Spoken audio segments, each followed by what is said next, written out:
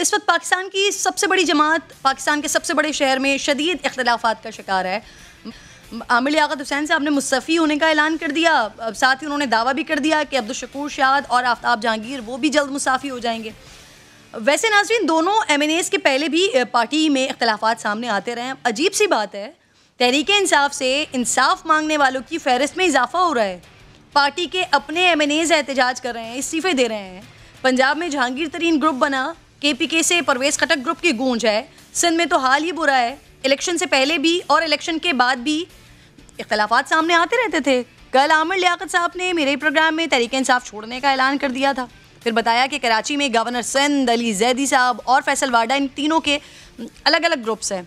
अब इस बात को मज़ीद आगे बढ़ाने के लिए MNA आफ्ताब जहांगीर साहब वो प्रोग्राम में मुझे ज्वाइन कर चुके हैं। आफ्ताब को खुशामदीद कहूँगी। सर, कल आप सुन ही चुके हैं, देख ही चुके हैं, आमिर लियाकत साहब ने पार्टी छोड़ने का ऐलान कर दिया। सर, क्या वजह है? तहरीक इंसाफ के अपने ही लोग पार्टी से इंसाफ के तलबगार हैं, ऐसा क्यों है सर? देखिए, बात यह है कि आमिर लियाकत साहब ने पहले भी एक दफ़ा इस्तीफ़ा दिया था। मैं ये समझता हूँ कि अगर आपको कोई इख्तलाफ है जी, तो उस इख्तलाफ को आपको फोरम पे लाना चाहिए। वो कहते हैं कोई सुनता ही नहीं है, वक्त ही नहीं देता। सुनते हैं, सब सुनते हैं, हम भी बात करते हैं। और मैं आपको बताऊँ कि पहली पार्टी है ये, पहले क़यादत है इमरान खान की कि वो जो खुलकर हमारी तनकीद को भी सुनते हैं। जब हम पार्लिमानी पार्टीज़ के मीटिंग्स में होते हैं या प्राइवेटली भी जब हमारी कोई मीटिंग्स होती हैं, हम अपने खुल के अपना मौक़िफ़ का इज़हार करते हैं।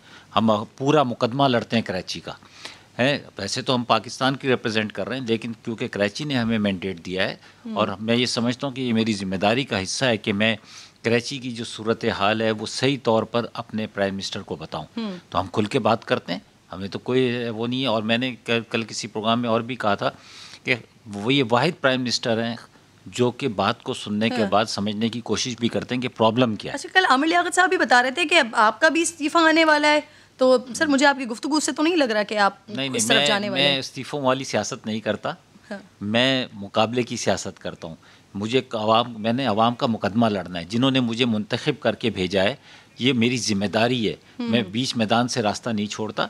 मुझे अपने लोगों का मुकदमा लड़ना है, चाहे वो मेरी वफाक के साथ हो, चाहे सूबे के साथ हो। सर, मुझे ये बताइए, आपके हवाले से ये खबरें गर्म थी कि अब आपको ऐसा कोई मैसेज दिया गया कि अगले इलेक्शन में आपको टिकट नहीं दिया जाएगा। जिन लोगों ने पिछले दफ़ा में इलेक्शन लड़ाए उनको टिकट्स नहीं दिए जाएंगे, किसी और को टिकट दिया जाएगा, ऐसा कोई पैगाम मिला है आपको? ये सियाक व सबाक से हटकर जो है कि किसी TV चैनल ने टिकट चलाए हैं। अच्छा, बात यह है कि मैंने प्राइम मिनिस्टर साहब से ये बात की। मैंने तो अपने कराची का मुकदमा लड़ा।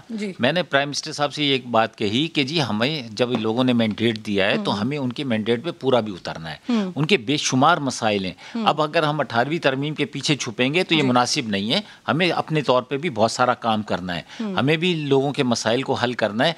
तो अगर ऐसा तो नहीं है, मैंने कहा कि अगर ऐसा तो नहीं है कि जी अगर आप हमें ये समझते हैं कि जी अब इनको एक दफ़ा मुंतखब कर लिया है, दोबारा टिकट नहीं देना, तो मैंने कहा ये बात मैंने कही थी कि अगर आप हम मसाइल को, क्योंकि अब ये लास्ट ईयर है हमारा, हमें हम लोगों के मसाइल को हल करना है। अब हमारे पास कोई जवाज़ नहीं है कि हम लोगों के मसाइल को हल ना करें। हमें बहुत सारा काम करना है और जिसको करना बहुत ज़रूरी है। कराची के हवाले से बात हो रही है कि आमिर लियाकत साहब भी इसकी निशानदेही कर रहे थे। अली जैदी, फैसल वाडा, गवर्नर सिंध, इनके अलग अलग ग्रुप्स बने हुए हैं। Sir, is it true? अच्छा, देखिए, मैं किसी ग्रुप का हिस्सा नहीं हूँ।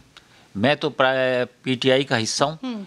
मैं इमरान खान मेरा कायद है, इमरान इस्माइल मेरा गवर्नर है, अली जैदी मेरा वजीर है, फैसल वाडा मेरा सेनेटर है। आप कह रहे हैं कि ग्रुप है, आप इसकी तस्दीक कर रहे हैं, लेकिन आप उसका हिस्सा नहीं। नहीं, मैं ये नहीं कर रहा। अगर मुझे मालूम होता तो मैं सोचता कि मैं किसी अच्छे ग्रुप, स्ट्रॉन्ग ग्रुप में चला जाऊँ। मुझे पता है कि ऐसा कोई नहीं है। बात ये है कि आमिर लियाकत साहब मेरे दोस्त हैं।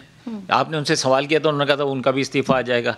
तो मेरा तो कोई इस्तीफा नहीं आ रहा। वो शकूर शाह से भी किसी ने पूछा, आपने फ़ोन करके कंफर्म किया कि मैं नहीं दे रहा इस्तीफा? मुझे ज़रूरत नहीं है। मैं आपके प्रोग्राम के जरिए, आपने प्रोग्राम में पूछा था, प्रोग्राम के जरिए कह रहा हूँ कि लियाकत भाई, मेरा कोई इस्तीफा देने का इरादा नहीं है। मैं अपना टाइम पूरा करूँगा और जो लोगों ने मुझ पर एतमाद किया है उनके एतमाद के ऊपर पूरा उतरने की कोशिश करूँगा। उनसे रब्ता क्यों नहीं किया गया? मुझे क्या पता कि किया होगा कि नहीं किया होगा। लेकिन देखें, बार बार एक चीज़ को करना अच्छा नहीं है। मैं ये समझता हूँ कि आपको कराची की आवाम ने मुंतखब किया। अब एक बड़ा नाम है आमिर लियाकत, आप मीडिया का भी नाम है, अब एक बड़ा नाम है।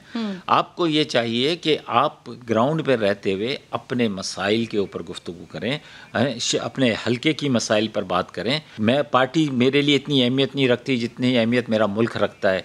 मेरे लिए पहला मेरा मुल्क है, फिर मेरी पार्टी तो है। आप कह रहे हैं आमिर लियाकत साहब की बातों में कोई सदाकत नहीं है? आपके सामने आपने भी बड़ी कोशिश की कि वो बता दें कुछ, लेकिन उन्होंने बताया नहीं कोई ऐसी बात। हो सकता है ऑफ द रिकॉर्ड आपको बताई हो, समझे ना, ऑन एयर ना बताई हो आपको, लेकिन ऐसी कोई बात होती तो ज़रूर आपको पता।